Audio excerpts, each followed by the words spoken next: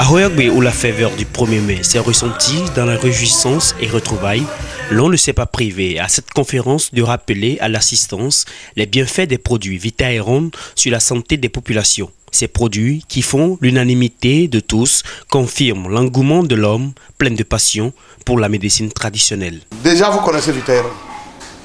Est-ce que c'est à moi de vous parler encore de Vitaeron? Seulement, je vais vous parler des nouvelles découvertes sur Vitaeron. Simplement, parce que vous connaissez déjà ça. Pour l'anémie et le cancer, vous connaissez ça.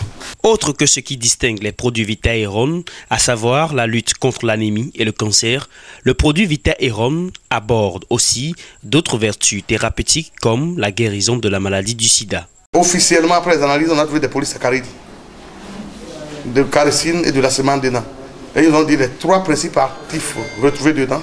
Et il y a d'autres qui peuvent renforcer le système immunitaire, d'autres qui ont la possibilité de neutraliser le virus dans l'intérieur de la cellule T, et le carycine qui a la possibilité de détruire, de bloquer la réplication d'abord du virus et de le détruire dans les cellules. Bien que cette journée soit marquée aussi par le partage des produits Vitaeron, elle a aussi laissé place à quelques témoignages et inquiétudes. Je dirais tout simplement sur Vitaeron que ça peut remplacer le sang, ça peut remplacer la transfusion sanguine. Il y a eu des témoignages, des taux d'hémoglobine de 2 grammes, des anémiés comateux qui ont été sauvés de justesse grâce à Vitaeron. Il suffit de pouvoir calmer les vomissements, calmer la fièvre, revoir la cause, le neuropaludisme, l'infection que vous associez. Une fois le vomissement calmé, là, essayez de commencer par mettre Vitaeron. Toutes les heures, toutes les 30 minutes, moi je mets. Je peux mettre 2 boîtes.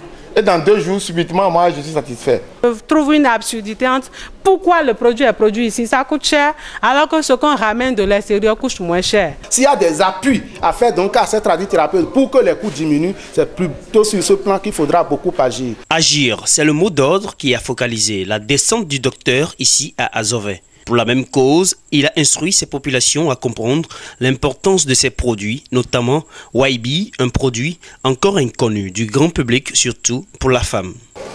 Je connais les Béninois, il aime des enfants. Hein. Se marier avec une femme qu'on sait déjà qu'elle ne peut jamais faire enfant, ça n'existe pas au Bénin. Vous comprenez?